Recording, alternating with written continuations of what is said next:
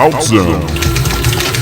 Let's travel a few years back and land in 1990, and in this glorious vertical land shooter.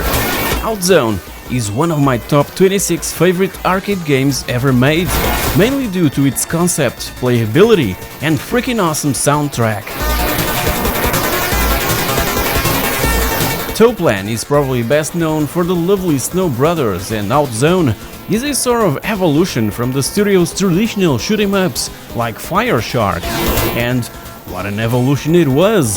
OutZone is gorgeous in all respects, also extremely difficult, cause it will send bullets flying your way from all directions, leading you to dead ends from where there's no possible escape. It's a complete mystery why OutZone was never converted to home consoles and computers.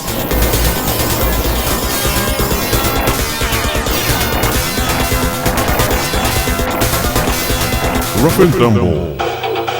Just when Commodore went bankrupt, Renegade Bitmap Brothers subsidiary responsible for also publishing, for instance, The Amazing Gods and the Chaos Engine, released back in 1994 this Amiga exclusive title by the name Ruff and Tumble, developed by Wunderkind.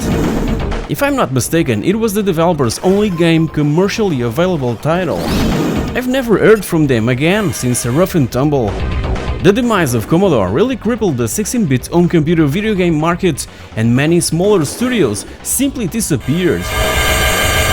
This game is a work of art. I absolutely love Ruff and Tumble. Such an amazing action platformer that really came in the wrong time, and being an Amiga exclusive didn't help at all. With a freaking fast soundtrack, it helps to keep the adrenaline levels really high and blast everything that crosses our path. All this in blistering speeds. Amazing stuff, a true classic and underrated gem.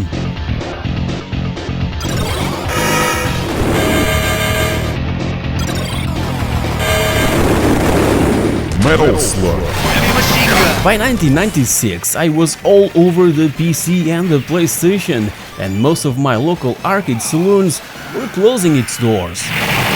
One of my latest experiences at the arcades was with Metal Slug, the very first one, and I was blown away by the characters' animations that were among the most incredible I've ever seen on an arcade game.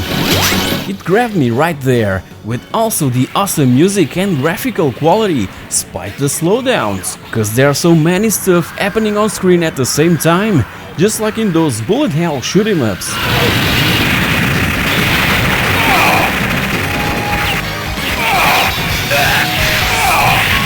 Wolfchild.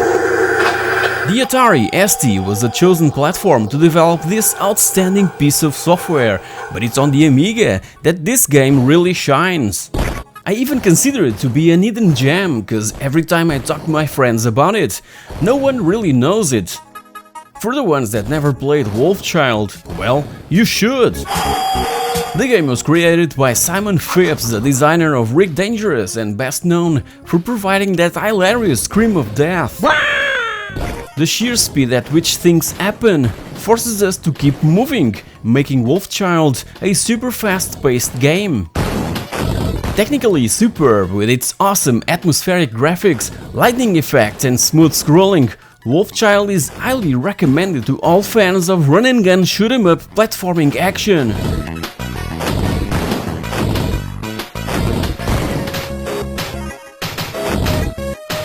Sunset Riders. Ever wanted to be a badass cowboy and ride off into the sunset just like in the end of Indiana Jones and the Last Crusade movie? Well, here's your chance to do it with Sunset Riders. Packed with humor, action and dynamite, we have to dodge raging bulls, frightened chickens and really trigger-happy bad guys. Fortunately that their bullets travels really slow, otherwise would be dead in an instant. This one was the Red Dead Redemption of the time, in where we play the role of a bounty hunter going after some tasty rewards, and for that we must defeat the main outlaw that is waiting for us in the end of each level.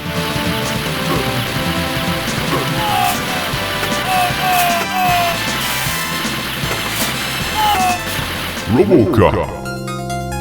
Now here's something quite unique back in 1988.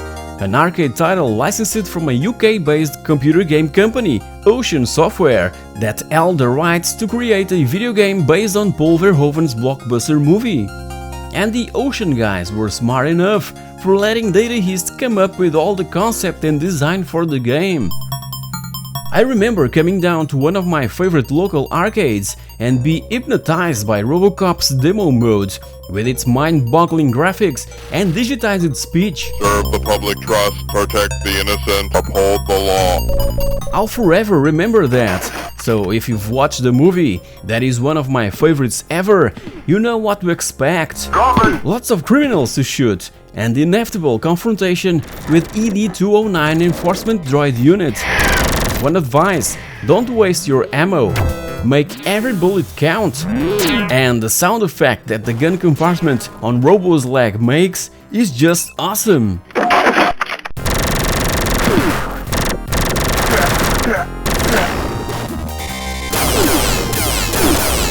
Midnight Resistance. With the premise as simple as drinking a glass of water, Midnight Resistance places us in an alternative future where we must rescue our family from the hands of a weird enemy. But what's really awesome about this game is the frenetic run-and-gun action and the ability to shoot on any direction. And don't forget to pick all those keys, cause you'll need those to get all the firepower possible to keep on going and accomplish your rescue mission.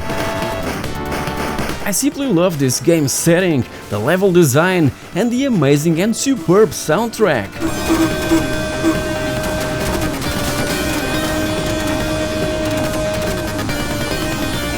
Aliens. One of my favorite arcade coin-op games that I've included in my personal top 26 arcade games episode is Aliens by Konami, released in 1990. This was a totally different game from the ones that were available for home computers 3 years prior by Activision, Software Studios and Square, all hoping to cash in on the hype around the astonishing movie by James Cameron. This one was highly focused towards action, and some elements didn't even resemble the movie in which it was supposed to be based, like the presence of zombies, for instance. Sure that in the movie we had these infected humans, but they would simply stay put and not chase us down like maniacs.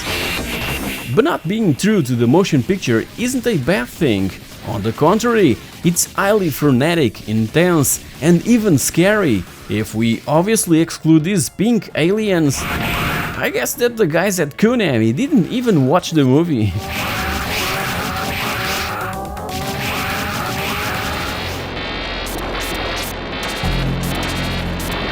Toki. The minute I saw the intro of Toki, I was immediately glued to it. The adventure, exploring the unknown, the exotic locations, the underwater levels, everything just attracted me like a giant magnet.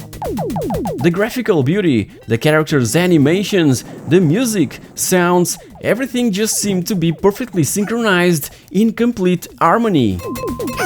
1989 was the perfect year for the arcades, with so many original titles and new and fresher ideas to old genres that were becoming boring and quite repetitive. And Toki was just that, an amazing experience set in an astonishing, vibrant, mysterious and colorful new world, in where we played the role of Toki, that was one of the victims of the wrath of this wicked wizard that casted a spell upon him.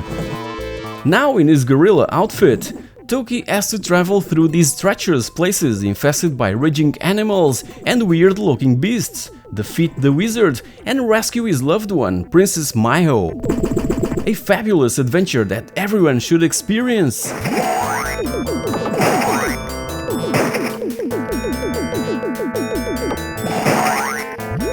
Turrican 2.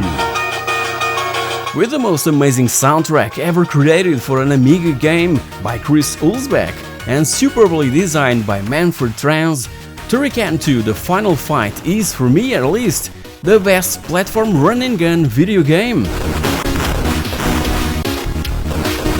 Developed by Factor 5 and released by Rainbow Arts in 1991, we're invited to travel to the galaxy Cobra 2, fighting for peace as we're the last survivor of a recent conflict. There's plenty of references to the original 1986 NES Metroid game and the 1987 arcade title Psychonix Oscar that all together and very well mixed up offers this intense, beautiful and complexly detailed title that will certainly be mentioned in all future video game history books.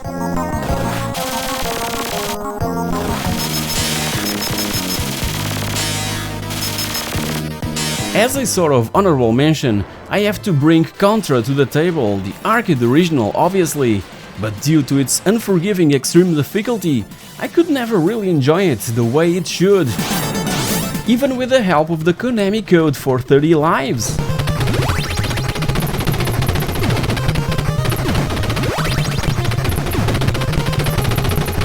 So guys, here's my favorite run and gun video games, a genre that I was really into back in the 80s and early 90s and mostly at the arcades, the perfect source for running and gunning.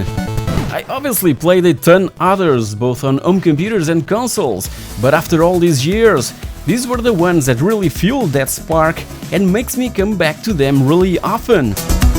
Tell me down in the comment section below your personal favorites, I'm really curious to know. In the meanwhile, if you've enjoyed this video, please like, share, subscribe, Patreon and click on that bell icon so that you're notified when all my upcoming content becomes available.